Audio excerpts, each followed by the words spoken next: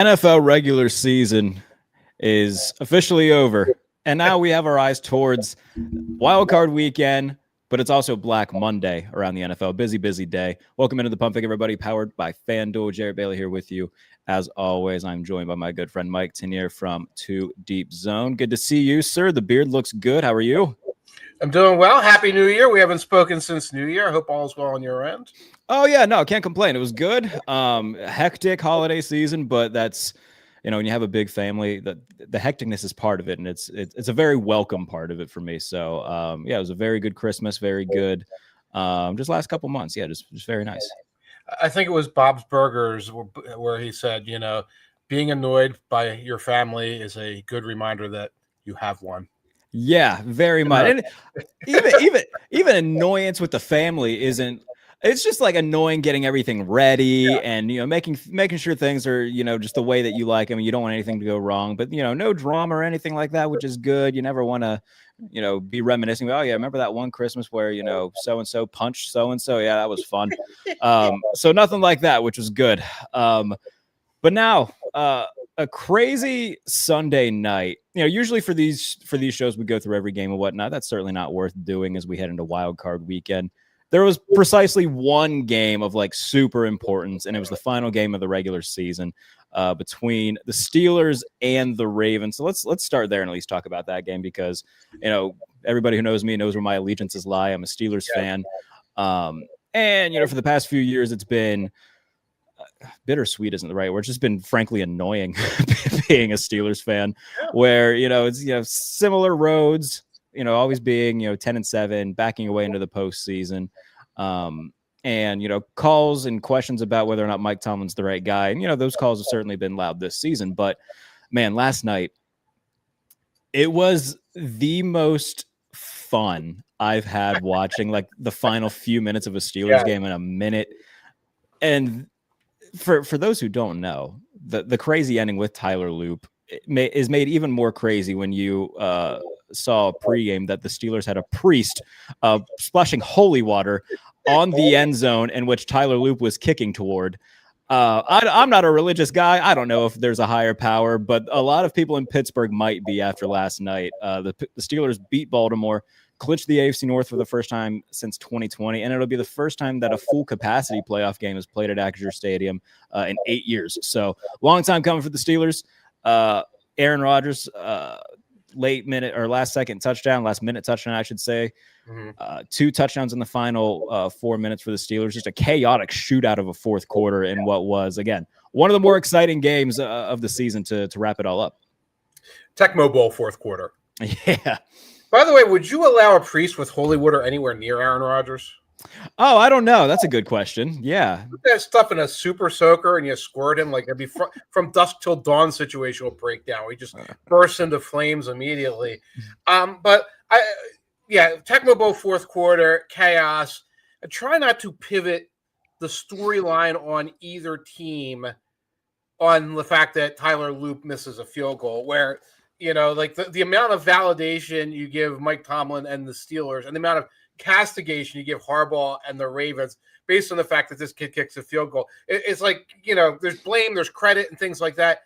If it's flipped, you know, well, okay, obviously the Ravens got it done when they had to. Right, you know, right. And what does this mean? Maybe Tomlin should be fired and set out the seat. And then you go the other way. It's 2:15 when we're recording this. The Ravens press conferences are starting. I'm 99% sure Harbaugh kept his job, but we might, if I check my socials, it might turn out differently. What happened. It was an amazing game. Credit to the Steelers. That's a good thing. Try not to read that much into it. You know what I mean? Yeah. Like, I'm kind of in that boat too, where I'm happy that they won. Like, it's obviously like an incredible game. One that will, like, when we talk about the Steelers-Ravens rivalry throughout time, this is one that will certainly come up as like one of the craziest. But from a Steelers fan perspective, yeah, you know, if they go out and they get their asses kicked by Houston next week, then how much has really changed? And should those conversations still be ongoing about, all right, maybe it's time just to, you know, admit that this thing has come to its end. It's gone as far as it can go. and you mutually part ways with Mike Tomlin. I still think that's certainly on the table. I don't think that they're going to. I think that if he's not there in 2026, it's of his own volition. He either goes into TV, he takes a gap year similar to what Sean Payton did before becoming the Broncos head coach, what Mike McCarthy is doing right now before he takes a head coaching job somewhere. So if he isn't on the sideline in 2026, it's of his own doing. It's not the Steelers telling him not to be there. Right. And I don't think it is happening on 2026. It might be we did not renew the option for 2027. Right. And this is the final season. And that's probably the most likely scenario, assuming the thing I think is going to happen, which is Aaron Rodgers takes one look at the tape of the Texans defense, spends the rest of the week in a yurt, and goes out there and just says, hike, and a very quiet and dismal end to the Steelers season. Yeah. In terms of like the teams that I would have wanted the Steelers to play, I didn't want them to see Buffalo again just because we saw what that looked like in the first time out. Yes. We know that, Josh Allen in the wild card round, like he's going to put on the cape and they're not going to beat Buffalo. Right. I think the team atop my like wish list was the Chargers, just because all right, they've never won a playoff game with Herbert. I know that he's fantastic and whatnot, but like truly, I'm not scared of the Chargers. Houston's defense is damn good. They've won 9 straight. That's not going to be an easy test whatsoever. Offensively, there's some validity there where, or volatility, I should say, where like it's Nico Collins. It's similar to what Pittsburgh has really, where it's like, all right, Nico Collins can hurt you, but what other receiver are you like truly horrified of? Probably none of them. So I mean, I'll bet the under on the game, and we'll obviously talk about that later on when we do the wild card preview later on in the week. But in terms of what this means for Baltimore, I don't know. Like, I feel like the calls for Harbaugh have been like, I don't want to say louder than the calls for Tomlin, but I think they make more sense as of right now, just because, the Steelers haven't been great, but like the Ravens have a 2-time MVP at quarterback. Right. And every season, every person on TV on every major network is like, oh, watch out for the Ravens. I think they're going to go to the Super Bowl. And then inevitably when they eat shit in the postseason and they restart the cycle again, like that's a different level of underachieving when you have the right pieces in place. You have an MVP quarterback and you only get to one AFC title game. I think that the calls for John Harbaugh actually make sense for Baltimore. Maybe it is time to start anew. Getting swept by the Steelers down the stretch. Mm-hmm. Getting beaten when you had a lead against the Patriots, and it's like, oh well, Lamar's hurt, but we're still playing so well in this game that they should be able to sew this up. Yeah. There's a lot of questions about like the urgency, the finish, the preparation, things like that for this team. In the second half of the year, you can give a mulligan for the 1-5 start, but then you get down the stretch, and it's like you have no pass rush. Your offense is going in fits and spurts. The Lamar thing becomes this sort of existential crisis every week when it's like, you got Derrick Henry and Keaton Mitchell. You should just be able to run the ball and protect a lot of these leads. Those are kind of indictments on Harbaugh. At the same time, you look at his overall track record, and it's kind of like this would be the benefit of the doubt year.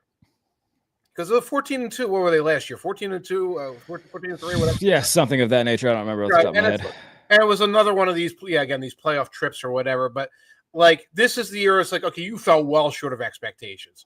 Now the clock is ticking next year. You got to show us the bounce back. That's how I would interpret it. That's how I would look at it. We'll go back to the Steelers, though. They have the one pass rush they faced in the last, 6 weeks that had any danger to it was the Browns. Yeah. And they lost the Browns. They scored, 6 points against 6 points, yeah. And that's what you have to worry about matchup-wise against this Texans team. The one thing that Rodgers has been able to do since he came back from the injury is like, oh, the pocket's clean. If they blitz, I'm going to see the blitz from space. So they're not going to fool me with a blitz, so I'll know to get rid of the ball. No one can just beat me with the front four except that one team that did. And here's a team that can beat everybody with their front four. Yeah. And it's going to be a big challenge for, Troy Fatana, who's been terrific at right tackle. Dylan Cook, though, who's been good. But, he's a guy who was on the practice squad to start the year. He's certainly played in terms of the level that we thought he would play. He certainly exceeded that, but not going to be an easy test when you're going up against Danielle Hunter, Will Anderson, and a really good front for the Texans. So looking forward to seeing what it looks like. Again, first playoff game in Pittsburgh, and God knows how long. 8 years, everybody knows how long. But to put that in perspective, I was a freshman in college the last time that they had a home playoff game. So it's been the Dolphins? No, it was the Jaguars loss. It was the Jaguars 2017 season. Yeah. Okay, because Yeah, to the Bortles Jaguars. I wasn't Yes. at that one. I was at, it must have been 2016, where they like killed Matt Moore. Matt Moore, yeah. Who I think it was Bud Dupree who like killed him. Right. And it was like negative 10 degrees. I had to drive out there for that game, and it was iciest, frigid, cold ass day. It was a big win. It was a big win for the Steelers, but it was also the last win for the Steelers. At home. No, they beat the Chiefs the next week on the road, and then lost to New England in the AFC title game that year. That's right. And, but it's still been a long time. Yeah, been a long time since they've had a playoff win. Hopefully, for my sake and for Steelers' sake, they can get back on the horse and get one next week. And so that was the biggest game of Week 18. We know the wild card picture. We know the playoff picture. Let me just get it pulled up here for purposes and whatnot. But the first game will be. The first game is the Rams and Panthers. That's by far the biggest spread of the week, too. Rams 10.5-point favorites, according to FanDuel. Yep. And then Bears Packers for part 3. Yeah. I'm very much looking forward to that. The first 2 games haven't disappointed whatsoever when it comes to that. The 1:00 game on Sunday, the Bills traveling to Jacksonville, who have been a terrific story in their own right. The Bills, the first time not winning the AFC East since 2019. The Chargers will face New England on Sunday night. Yeah. And then we'll have, and then Philadelphia, San Francisco on Sunday. And then we'll close out with Steelers, Texans on Monday. I don't believe I forgot any games. You did not. So a really nice looking wild card weekend that should be fun. Is there one out of all those games, which one sticks out to you as like, okay, that's going to be the best one? Well, I mean, we're here in Philly. We're going to be excited about the 49ers against the Eagles. Jaguars, Bills might be the most unpredictable chaos game. I have no idea what to expect in that game. Right. And a lot of people who are, I think, high on the Jaguars, I don't know how much Jaguars they've seen. And the Jaguars have been look very good over the last couple of months. A lot of very easy wins against poop teams. A lot of, the Chargers and Colts win. The Colts win where they knock the quarterback out. Mm-hmm. And the Chargers win. It's like we actually found the 2 worst tackles. Because sometimes the Chargers have the bad tackles and then the worst tackles and the worst. So there's these blowout wins by the Jaguars. It was like that game was over in the first quarter. I don't know what it'll look like if they're really in a toe-to-toe fight with a team like the Bills, who have this when they feel like elite capability, who they have this 5th gear that they have when they feel like using it. Yeah, and look, I like Jacksonville. I've gone to bat a lot for the Jaguars over the past month or so. The pushback I'll give is like the same one I've given for New England really all year. Is like, they've played a lot of bad teams, but they've beat the hell out of all of them too. Like they're winning a lot of these by multiple scores. They had a nice win on the road against Denver where they won by multiple scores. Yeah. However, they haven't faced, Josh Allen. They haven't faced, a guy like that. That'll be a huge test for a defense that's played pretty well. They've forced a bunch of turnovers. So I'm looking forward to that. It stinks that my 2 pet teams are playing one another in the wild card round because I like Jacksonville and obviously being a Josh Allen guy, I like Buffalo. So pulling for the Bills more than Jacksonville, but they've been a fun story. I think Liam Cohen's firmly in the Coach of the Year discussion. 13 wins for Jacksonville in his first year. Tremendous job by them. Bears Packers though, like the first 2 games were out of this world chaos endings. Very fun. And for Chicago, the last time that we had Bears Packers in the playoffs? Was that the Jay Cutler sits out the second half game? It might have been. It's the one that comes to my memory so quickly. Right. Who replaced him? Was that Caleb Haney? Caleb Haney, but there was another guy. Oh, was there? Yeah, there were 3 quarterbacks in that game because I think the backup got hurt right away. It wasn't Chase Daniel, was it? Who was it? It wasn't Chase Daniel. Wasn't Chase Daniel? Shane Matthews or somebody like that. Oh God. So because we're going back a minute, and that's like there were discussions within discussions because Jay Cutler is standing there on the sideline with no walking boots, just like, oh yeah, he's like, I'm not going back in. Physically incapable of going back into that game, and it's like, then why isn't he in some sort of boot? Why is he on the sideline? Why isn't he getting an MRI? And it's the third stringer out there. It's not like you're saying, well, this is the time for the backup. Oh God, I just found out who it was. Who was it? It was Todd Collins. Oh geez. Good Lord. They named the Martini after him. Who, by the way, went 0 for 4 before getting knocked out. So he got knocked out. So the third stringer's out there, and then you have to really start asking, how hurt are you? Just like look nowadays, Joe Burrow would crawl out there. Oh yeah, in a playoff game to get that opportunity. Like most of the quarterbacks you can name nowadays would do that. Jay Cutler was built different though. I gotta say though, him coming back on like a 1 year, $11 million deal to play for a Dolphins team, like that was hilarious. It was. The number of people in our industry is like, wait till you see what he brings to the table with his knowledge of that system and all this other stuff. Like, guys, how do you not see a cash grab? How do you not see a callous, cynical cash grab? It's like, yeah, I'll go 6 and 10. We'll complete the obvious passes, and it was exactly that year. I think it was a fully guaranteed $11 million too. Yeah. So like if he could have said, all right, I'll sign this and now I'm leaving and thank you for the money. Who was Adam Gase still the coach of the Dolphins? I think that was Adam Gase. And it was this, he knows Gase's system and Gase right. maximize these things. And it's like, guys, sometimes you need to stop looking at the film and the stat sheet and take a deep breath and say, does this sound like an asshole just getting a cash grab to you? All right. Well, in any regard, excited for Bears Packers Part 3. And I think that leads to a good conversation actually for Black Monday, because I've seen a lot of like speculation surrounding like, oh, is Matt LaFleur like totally safe in Green Bay? They've got 3 straight playoff appearances, but they've been the 7th seed in each one. They were 1 and done last year. His contract, I believe, is up next year. So conversations happening around there. But in terms of the jobs that have become available, the Browns have fired Kevin Stefanski. The Las Vegas Raiders have fired Pete Carroll. Arizona Cardinals have fired Jonathan Gannon. Yes. And I believe those are the 3 of Raheem Morris fired in Atlanta. Yes. So Raheem Morris and Terry Fontenot. And Rich McKay, the president. Yeah. So they're just doing a complete teardown in Atlanta. So 4 jobs becoming available since week 18 ended, on top of the Titans job that was already available, the Giants job that was already available. And I believe those are the 6 that we currently sit at in terms of available head coaching jobs in the NFL. In terms of Stefanski, he's, all of a sudden become like the big, golden goose of this head coaching cycling high or whatever you want to call it. And everybody's pointing to, okay, maybe he'll take the Giants job. Maybe he'll take the Raiders job, maybe Atlanta, he'll probably get another head job somewhere. I propose this. Okay. If he wants to, have some security for a while and also guarantee himself a probable head coaching job down the line, there's a certain team that's going to go through a lot of changes this offseason that he could go and be their offensive coordinator tomorrow. The Philadelphia Eagles. Oh, the Philadelphia Eagles, maybe. I was thinking the Kansas City Chiefs. I think, they're not bringing back Matt Nagy. Andy Reid basically said, all right, he was asked about Matt Nagy being a head coach. He's like, yeah, please take him. He'll be great. He'll be phenomenal. Awesome. Yeah. I don't know why he's here, honestly. He's totally overqualified for this job. He's got Matt Nagy's got an interview with the Tennessee Titans. Him and Mike Morganzi, were close during their time in Kansas City, so he might get that job. Even if he doesn't, though, they're going to make changes.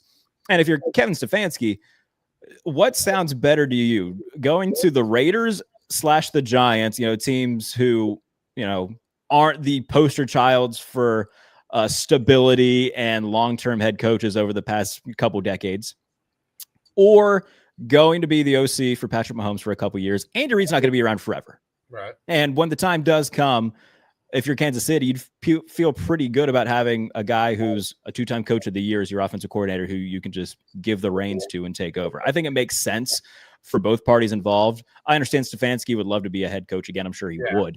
But that time would come in Kansas City. Again, Andy's not going to be around forever. I don't know when his contract is up. But, if we're not going into 2030, more than likely with Andy Reid being the head coach of the Kansas City Chiefs. So if you go be the offensive coordinator for a couple of years, eventually the job will go to you more than likely. I think it makes sense to go there rather than, all right, I'll go to the Giants and hope that things work out. And then maybe if that doesn't work, that's probably your last shot at being a head coach. Yeah. I don't think it's one thing to say maybe you go back into the coordinator pool for a year or two to really clean your image completely. It's another thing to say hang around for 4 or 5 years waiting for the legend to retire. That could be a sticky wicket, because it's like, oh, by the time that happens, maybe Reid had a couple of bad years. They clean sweep fire, and you're in that position, or you're like, well, why is this guy just a coordinator for life now? Why has he waited so long? Yeah, I don't know. I think some of these positions, like, okay, I wouldn't touch the Falcons position. You got no quarterback. You got no first round pick. Yeah. Oh, yeah. I was gonna say thanks, Terry Fontenot, for trading away that first round pick for, was it James Pierce? Yes. Yeah. Yeah. Jalen Walker, one of the two. Jalen Walker, one of the two. Right. Great work all around, guys. With the Raiders, it's your comfort for all of the Brady guys because it's all Brady guys. Sure. It's going to be Turtles all the way down Brady. And like, can you come in and fit as a Brady guy? That's not necessarily your background. I think there's a greater than 0 chance Josh McDaniels somehow ends up the coach of the Raiders again. That's the one where it's like you can't just go back. Like, I mean, Brady can make anything happen. Those 2 years never happened, and you never had to pay him a buyout. And you just completely. What's it called in movies where they just completely get rid of retcon? Yeah, just completely retcon the previous iteration of Josh McDaniels in Vegas. Right. And then Stefanski can load up a bunch of Jackson Dart film right now and say, "Oh, what do I think of this nonsense?" I don't know. He's going to take these interviews. Oh, sure. But there's a little bit of a fan service type of thing where he's from Philly, and it's like, gosh, he'd be great. Go back as a coordinator for a year and work with Jalen Hurts, and then go out. As a Bills fan, like, go take over for Joe Brady for a year. Sure. I'm sure Lions fans are looking at this and saying, "Hey, get rid of Morton, bring this dude." Yeah, that's not a horrible idea either. And that would be one where I could get in there. Maybe I get a ring real fast, and then I go to the next job. Yeah. So the best thing is that phone's buzzing. Oh yeah. He's saying, "What do I do next?" He's like, "Hon, let's go out to lunch. I'm going to put the phone down here because everybody's looking for an opportunity to interview me or hire me. We're going to be fine." That's not our worry. I also find it very funny that about 8 minutes after he was fired, it got leaked. And it was like, Kevin Stefanski didn't want to trade for Deshaun Watson. Oh, he was totally against it. Oh, that was all Andrew Berry and Jimmy Haslam. Fuck that guy. Am I right? It's fair. I did think that was silly. It was very funny. And what's funny is that it was DePodesta. It was DePodesta. It was DePodesta. It was DePodesta. It was DePodesta. He ran screaming out of the NFL as soon as he realized that it was never going to happen. Yeah. He's hiding in baseball right now, where with the Colorado Rockies. The Colorado, one of the worst organizations in baseball, where they still think he's some kind of philosopher king because he discovered what on-base percentage was in 1996. And when they interviewed him, I was like, there's decisions that are made like as a group, like a collaborative choice. And it's like, that means it was you. Yes. Because if you had any ability to disavow yourself and say this was the owner, you would have said it. So that was DePodesta. But yes, Stefanski's running from that. And Barry has this look on his face because they're interviewing him. It's like, well, Shedeur Sanders, is he the quarterback for 2026? I was like, well, obviously, we're happy with some of the progress. And he's already got this faraway look. Like, why couldn't have I just been fired too? Dude, being at his presser each year at the combine, like he has a certain way of talking where it almost feels alien-like. He knows he's hiding the secrets. Mm-hmm. It's like the White House press secretary. Like, there are these 3,000 things I could never say that are true, and so I have to put all this corporate speak out. And he's very good at corporate speak out. Yeah, there. Very much. Because I remember it was the Wiles Garrett contract before that got done. Oh yeah. Right, and he's going to tiptoe that minefield. And then there's always a Deshaun minefield where he has to start the press conference. Just want to let everyone know what's going on with Deshaun. And you got to go out and say this nonsense. You can't just go out and say, hey, what a season, huh? We made the playoffs. Yeah. You can't do that. I have to start by talking about the sex offender. Yeah. Then after that, I'll talk about the one guy on our team who's any good who wants to be traded. And then I'll talk about the fact that we have a new head coach. It's horrible. It's not the best situation to be in. Yeah. Andrew Berry staying put in Cleveland, though. He will lead the charge to find the next Browns head coach. Is there any name that comes to mind that you think could end up in Cleveland? I am at a loss as to how this cycle is going to go. Yeah. But I'm having a hard time getting super excited about Clint Kubiak, Chris Shula. Campanile sounds pretty good. I mean, that's fine. But I'm like, Dave Campanile, guy I hadn't heard of in October. Yeah. Now he's a genius. And he's a defensive coach. He's going to get your quarterback developed. I don't know. Jesse Minter with the Chargers is another name that's come up a lot. Yeah, so it's. I think Connor Orr, Sports Illustrated, was the one who said the Browns, like whoever they hire, could go like a million different ways. That could be like Mike McCarthy goes, where they want to bring in a guy who's a proven winner just to try to steer the ship, or they could go with some completely out of left field name that no one would expect. Prime time.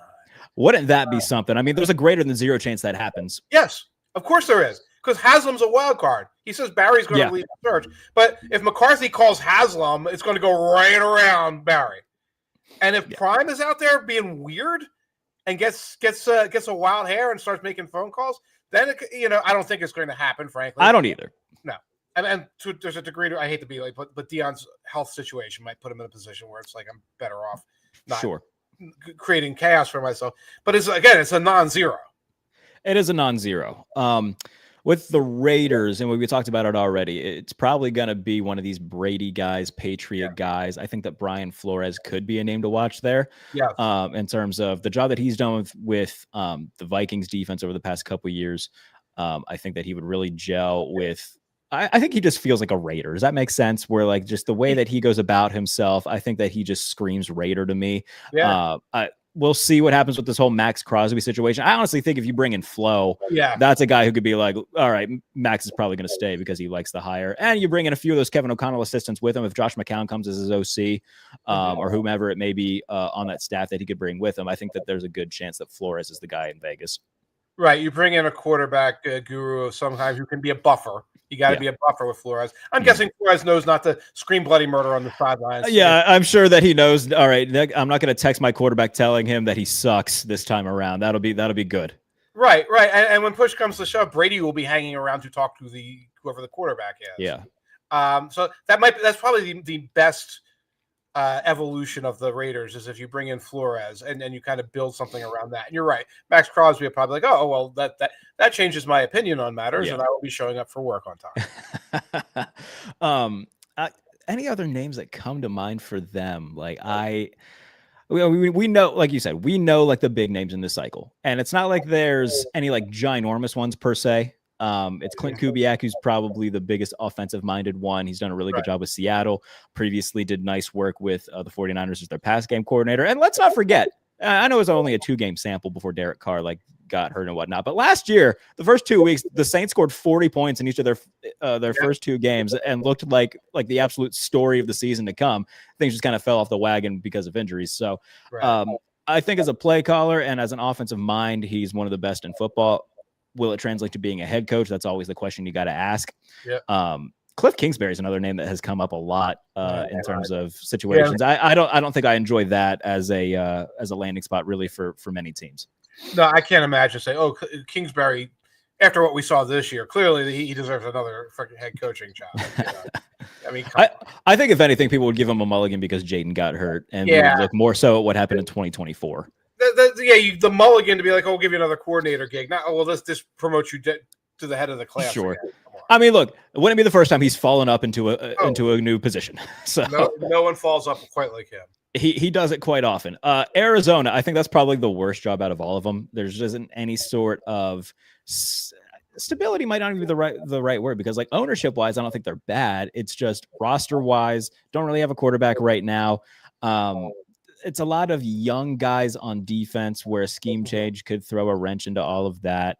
What do you do with Kyler Murray? Who's going to be your quarterback? What do you do with Marvin Harrison, who hasn't really lived up to your expectations? Right. And like, there's also the element of like, it's the Cardinals and no one gives a shit, like for lack of a better, phrase, that's just kind of what it is. You can, because you're a colleague. I'm just going to throw it out there. Name their offensive coordinator. Drew Petzing. Okay, cool. Yeah. I could quiz like 1,000 people, and obviously if you do it for a living, you can get it.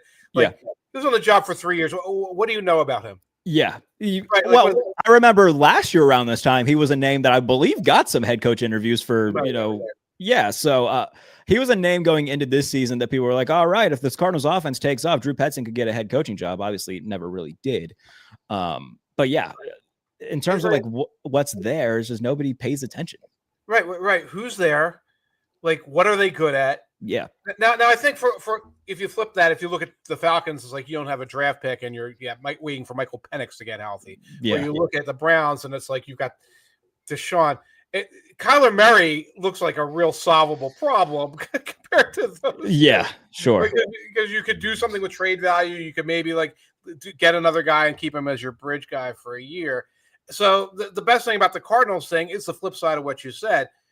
You kind of get 2 or 3 years there with no New York media, with no like Cleveland chaos. Like this is the next chapter in this saga. Smaller press pool, limited attention. You can try to build something up when you're down there.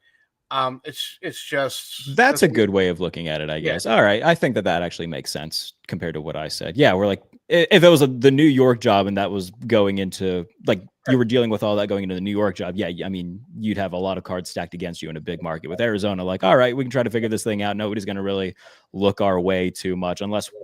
Like if you're 6-6 midseason, people are like, oh, wow, look at the job he's doing with the Cardinals. Right, exactly. So you get some of that esteem, etc. I've not even looked at their cap situation. I know Murray's probably the biggest problem. I know they spent some money this offseason. Even then, like his contract isn't horrible. Like they can eat it a little bit and it won't kill them. Right, because it's a couple of years old now, that contract. Yeah. It should have amortized to the point where you can eat the year or whatever you have to do. But I'm talking at my butt here because I don't know. In terms of having the quarterback, it's like the quarterback that you have right now is Cam Ward, injured, or Jackson Dart wants to run head first into things. Yeah, I was gonna say he's hung out with Cam Scatabo a little bit too much, and now he's trying to just ram through things with his noggin, and it's not going well. I was watching some of that Cowboys game yesterday, and it's like, what is happening? Is he's taking off up the middle of the field and diving for it? And it's like, do you not like money? Do you not like? Do you not like, I don't know, consciousness? I mean, obviously you love the kids' effort and the gung ho. Sure, of course. Like that. But like, oh, well, obviously the Giants, that's the guy to build around Dart. It's like, it's not obviously. He had an up and down rookie year where he got hurt a lot. Obviously, Cam Ward is the guy.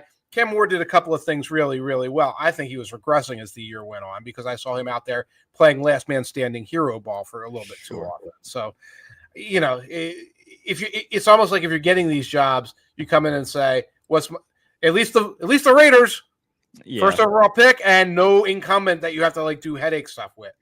Yeah, that's true. And with the Raiders, I mean, assuming that they take Fernando Mendoza, you've got that in your back pocket. You're like, all right, you know, we're going to have a new quarterback.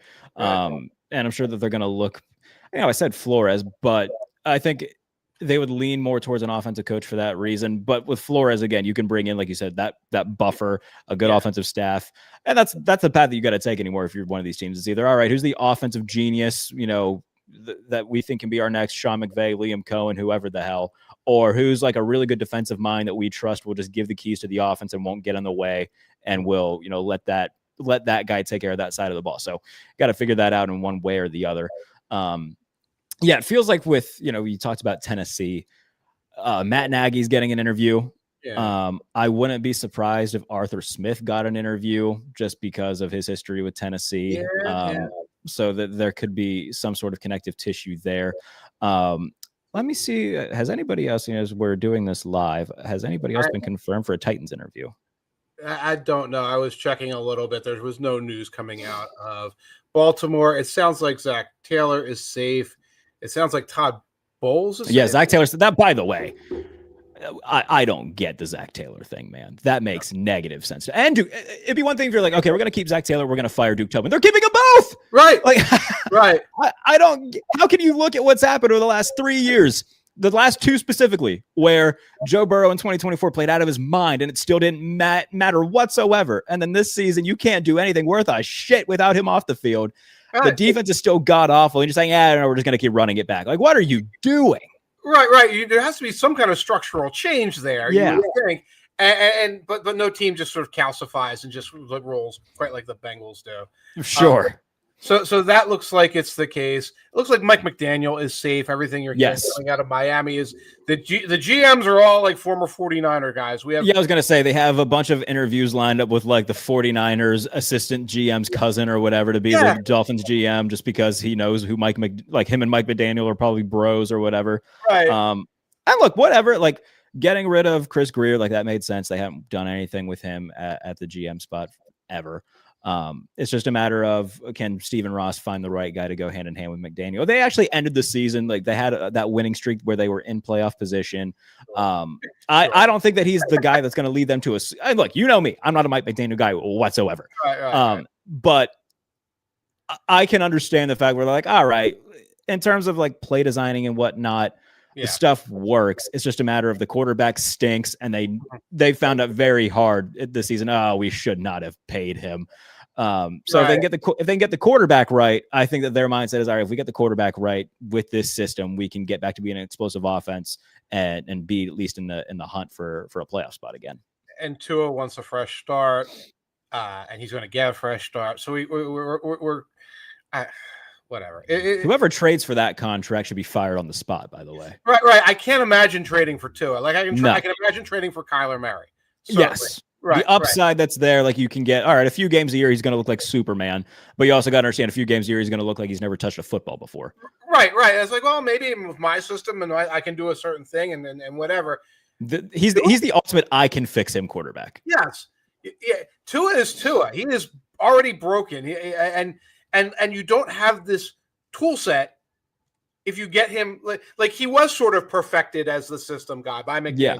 For 2 years there. And that's like, well, this has been figured out and he's fallen off a little bit and everything is not optimized. And now you get this garbage. And then you got McDaniel saying, oh, screw this. I'm putting I'm putting in Quinn Ewers and there's nothing you can do about it. McDaniel's just going to get fired in October. I could see a situation where that happens. He's just going to get fired in October. And I guess if they bring in nothing but these custom GMs for him, that like protects him and insulates him. But I don't know how these owners, these big bosses, don't see this. It sounds like people are feathering their nests to keep their jobs, not to improve. Yeah. Like everyone's operating just well within their comfort zone right here, right within their strike zone to try and protect each other and insulate each other from getting fired, not win the games. Don't you see that as a boss? I don't know. It does throw a wrench into one of my predictions that I made back in August saying that McDaniel would get fired and that they would hire Chris Shula. It was the grandson of Don Shula. So that could have been very storybook that could have been. I feel like I'm dressed like a general manager right now. I'm going to wear this in Indy to like James Gladstone's presser and he's going to be I thought you worked for me. Like, hi, I gotcha. I thought he worked for you. He's so damn young. Yeah. He's a little bit older than me. So in terms of, I think that we've hit pretty well on each of the available jobs. Yeah. If you were a guy in this cycle, which one would you be the most inclined to want? God, I'm guessing. One thing is maybe going into Atlanta and seeing how much power I have, but I have no faith in Penix. Mm-hmm. It'd probably be Arizona. Just because of the low keyness of it? Low key, we'll be able to get some kind of quarterback in the draft, or you get a bridge quarterback, or you keep Kyler as your bridge, and you do some sort of, in the second round, we got a dude. And yeah, and just like there will be a on-ramp to build. I know they're keeping their general manager, but Monty Ossenfort does not remind me of Joe Sheen, who's going to be pushing people in front of the bus to keep his job. So that's probably the one I would look for. What about you? What you say makes sense. And like I said, going into this, I would have said Arizona's near the bottom, but I think I can be talked into the fact that it's like, yeah, dude, you can just try to build very quietly. And as long as you don't punch a dude on the sideline, you'll probably be okay. Right. Unfortunately, Jonathan Gannon couldn't do that last part. And then the season kind of fell apart after they started 2-0. So yeah, the Cardinals does make a little bit of sense. Browns wise, there's just so much going on there where you got to navigate Deshaun, Shador, trying to figure out how to build an offense with just there's nothing there offensively. Their entire offensive line is a free agent. Yeah. Yep. All the offensive linemen who were good in like 2019, 2020, 21, who all got paid, the year Baker got them to the playoffs, the year Flacco got them to the playoffs. They're all free agents now. They're all also about like 31. Yeah, I was gonna say Wyatt Teller. This show sees you, bud. Yeah, right. All those, him and Bitonio, Joe Bitonio, Conklin. Yeah, these were really good offensive lines. For a couple of years, they had one of the best offensive lines in the league. They're still there. They all need to get paid or retire, and there's no money because all the money goes into the Deshaun fund. It's gross. And as a head coach, you're taking that job to take the head coaching job and to say you're an NFL head coach and to build a resume for your next head coaching job because that's all you're going to do. And that's the kind of thing that does attract whether Mike McCarthy comes in and says, well, I'm going to be the kingmaker or something. Yeah. Or you get some college weirdo. I'm trying to think of like the most random funny outcome for the Browns because who? Matt Rule. Oh, that would be silly. Yeah. Piano. Greg Schiano. Oh, he's had like every time I think of Greg Schiano, like I see him at Rutgers, and I could swear he's been the head coach at Rutgers like 8 times. Yeah. Like, yeah. Where like he'll be there for like 3 years, get a like NFL job, go back to Rutgers, get another NFL job, and then just goes back to Rutgers. Like that seems to be his career path.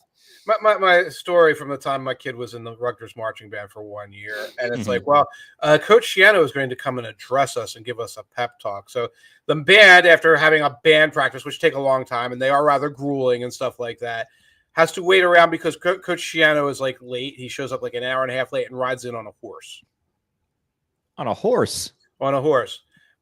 Both my tax and tuition dollars went to buy a horse so that this cantankerous asshole can ride around like Alexander the Great and lecture my son about leadership when my son's trying to play a freaking marimba. Oh my God, that's funny. Yeah. Anyway, but yeah, Bobby Petrino. Yeah. Browns. That was what a perfect combination. Petrino and Deshaun.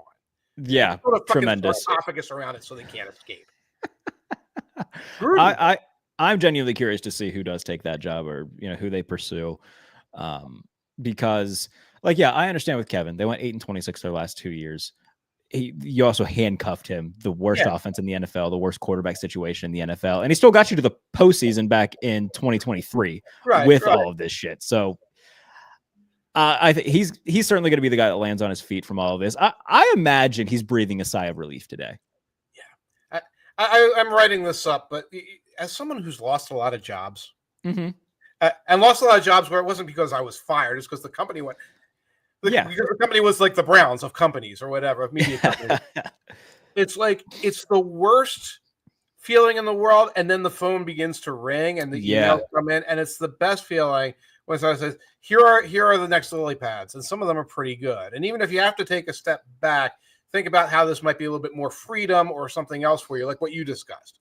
Like maybe taking this step back, and it's like, well, the pressure's off. I can do another thing, and I can set myself up for the next opportunity. And that's what Stefanski is probably experiencing right now. So you don't trivialize the fact that he lost his job, but September he's going to be coaching at a high level somewhere. And that's the big thing for me is like we can sit here and say, okay, so and so, I understand it's people's jobs, but relatively speaking, there's certain guys that I'm surprised still have jobs, right? And there's certain guys that like Stefanski who don't have jobs, but somehow feel more like a secure thing than like a Zach Taylor in Cincinnati does, where it's like, oh my God, like, oh, maybe there is a security with Zach Taylor, but it's bad security just because the Bengals can't do anything right. But you feel better about a guy like Kevin Stefanski more so than you would about a Mike McDaniel, more so than you would about a Zach Taylor. If I'm like the Jets right now, I'm strongly considering being like, oh yeah, Aaron, like we're going to move on. Stefanski's available. We're going to do all we can to get him.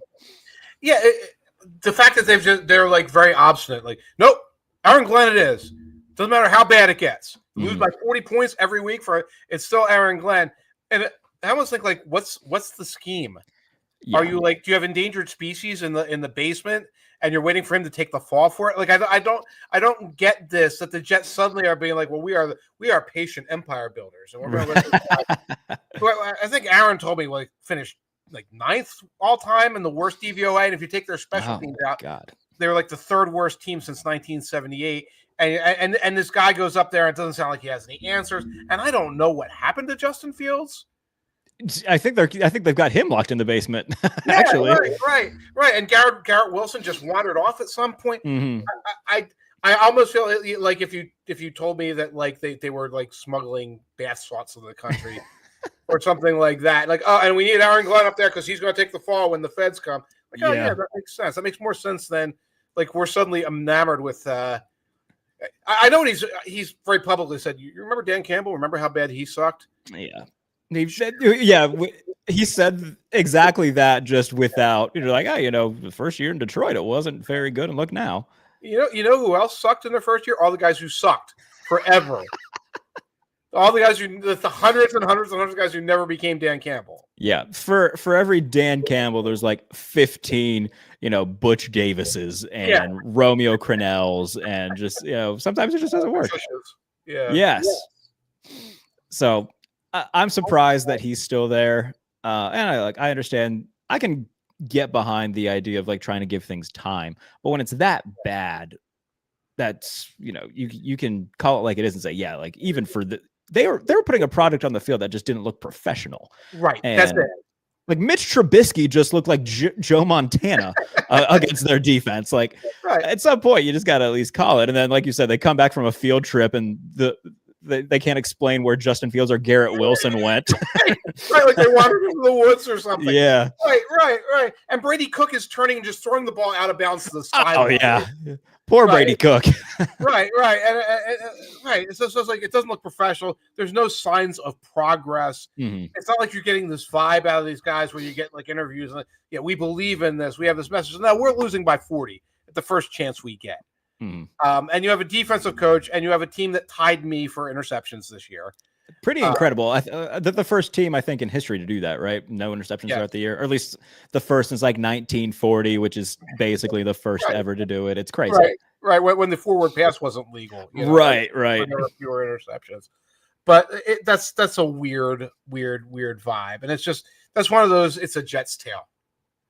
Like when the Jets shouldn't move on from the coach, they do. When they should, they don't. When they when they should be zigging, they zag. It does seem to be just like this constant thing. That's how bad teams stay bad. And like it's staying in New York, like keeping Joe Shane around, like that's how bad teams stay bad. Yeah. The Titans interviewing Matt Nagy for their head coaching job. That's how bad teams stay bad. It's like just incompetence when it comes to the big decision making. And there's a reason why the Jets haven't been in the postseason in 15 years. There's a reason why the Titans are largely laughable. They moved off the one coach in history who ever did anything right, and he lost a power struggle. So anytime you see an organization like this, which is constantly bad, there's usually a reason. It's because around this time of year, they can't make the right choice. And here's that general manager calling in guys within his comfort level. Mm-hmm. We're not searching for it. And what does Blank do after taking the ultimate comfort pinky guy, McKay, and getting rid of him? Calls Matt Ryan. Mm-hmm. So it's not, it's not like, well, I know they've hired these consulting firms. This is not a real blanket. Let's look at how we can reconfigure things. This is, let me trade out my comfort item for the next comfort item. I just thought of Brian Dable going to the Browns, and I think that's funny. That is funny. Dable, was he in New England this year? Wait, where was he? No, I mean in Alabama. So no. So he got fired from the Giants. He went somewhere else though, did he not? Oh, I thought Dable wound up doing a consulting gig somewhere.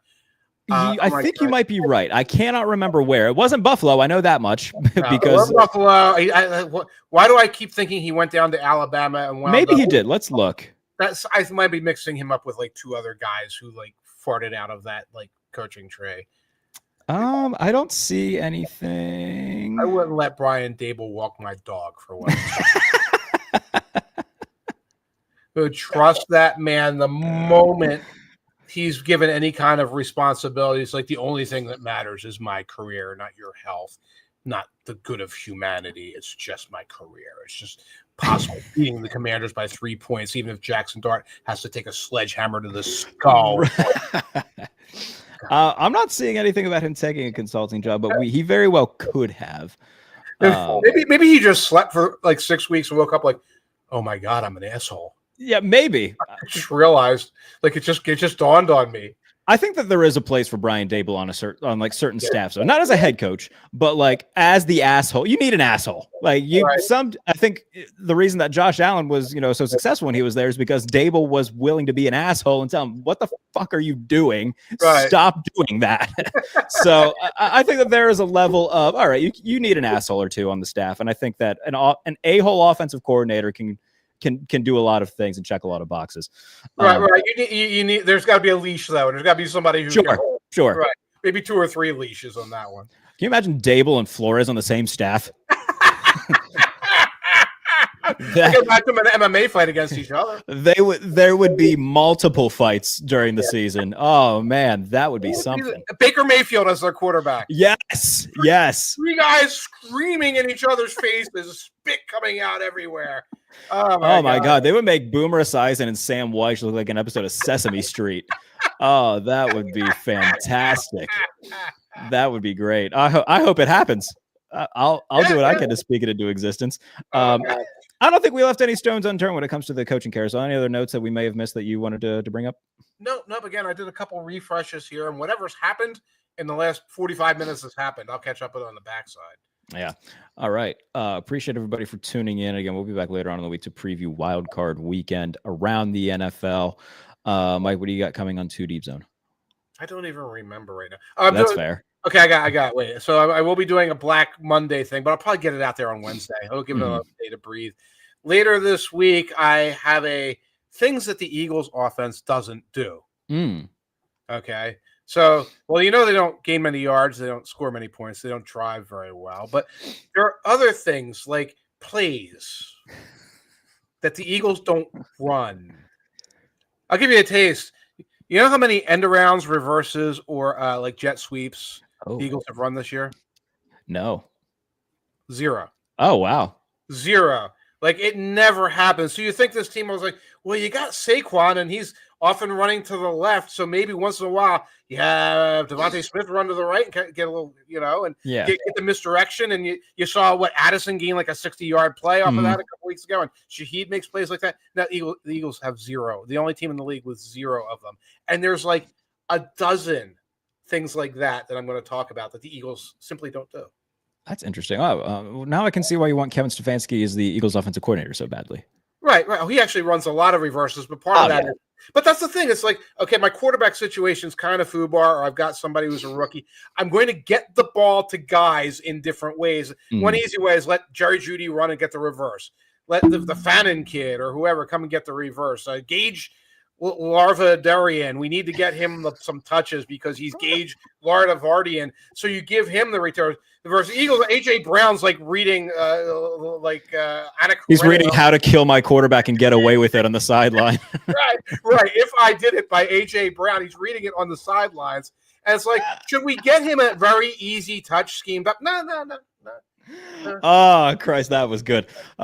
We worked OJ Simpson into this show somehow, so I'm glad that we did it. I will be doing similar Black Monday stuff. I'm doing just predicting who goes where with all these coaching openings. So, so that'll be coming on the Snap as well as my awards piece. So MVP, Coach of the Year, things of that nature. So subscribe to the Snap. Subscribe to the YouTube as well.